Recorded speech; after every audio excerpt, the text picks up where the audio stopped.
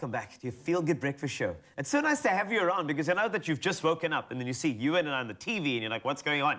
Like, why are they there? Wow. The reason why is that we actually did not sleep. Yeah. All right, we focused on the news headlines that could be of interest to you, and we got some goodies. In fact, let's start South Africa-wise. Yes, I love it. Our population stats, right? It's growing. Yo! It's growing But a exponentially, a lot, exactly. So South Africa's current population stands at over 60 million people, meneer. It's baie. Sure. That's baie. And that's, of course, as per the latest United Nations data.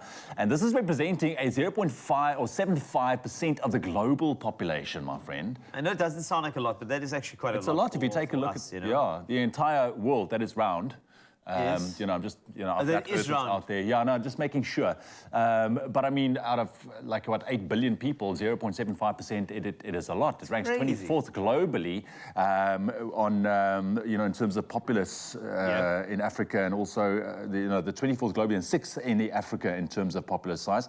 Notably, there's 70% or 42 million residents that live in urban areas, and the median age is around 27.6 years. Lots of stats there for you this morning. I mean, India slightly outnumbers China at the moment as the world's most populous country. UN projections anticipate a global population of around 9.7 billion by 2050. And there's another massive stat. The only thing is that we've got so many people in South Africa, you can say, 60 million, we're a growing nation, but a growing nation needs food. Yes. It's not nice to hear about food prices that are spiking at the moment. The average household food basket, Ewan, at the moment we're looking at around 333 Rand and 7 cents, okay, over the past year, according to a report by Peter Maritzburg Economic Justice and Dignity Group.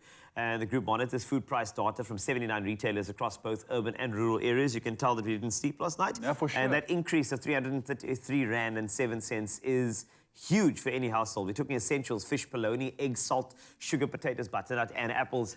They've seen a 5% increase. And it's not easy because 60 million people, we got to feed them, but the food price is increasing. And unfortunately, salaries are not increasing. That is something that has to be looked at on an economic scale when it comes to South Africa. So all we can do is hope that things do change in that front for you. But that's what happened while you were sleeping. Exactly. So while we see we're crunching numbers. Of course, we had a lot to of... make sure of all the facts. And of course, with all the people around in South Africa, 60 million of them, a lot of them have cars and needs to drive around as well. Don't tell me. It's happening. We have to brace ourselves a little bit. Not the best news for fuel prices. I mean, the final week of July signals a rather impending rise in fuel prices. I mean, yeah, and according to the Central Energy Fund's latest data, I mean, it hints at a steeper fuel price next month, which is just around the corner, with petrol prices expected to increase by 20 to 25 cents per litre and diesel increases by around 60 cents per litre. Ouch, that's for sure. And of course, must also say a weakening rand could escalate the rise even further. Now, it is worth noting that petrol prices have doubled over the past decade, with fuel tax surging by 140%. So, I mean, you and I don't only look for the bad news when you're sleeping, okay? I'd be just telling you exactly what's out there. And a food price spike, okay, 60 million population spike and a petrol spike. And you're thinking that things are not going to be any different? Let's go to Europe for a second.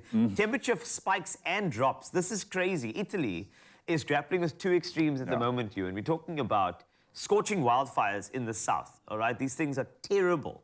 Violent storms are up in the north, resulting in 7 fatalities over this past 24 hours. Now, the record temperatures of 47 degrees Celsius in Sicily sparked wildfires, leading to a temporary closure of Palermo airport and the evacuation of 120 families, okay? Fires even threatened a 15th century church and caused massive environmental damage. Meanwhile, the north faced stormy conditions causing widespread damage and breakdowns. In Lombardy, 4 people were unfortunately killed, including a teenager during a camping trip.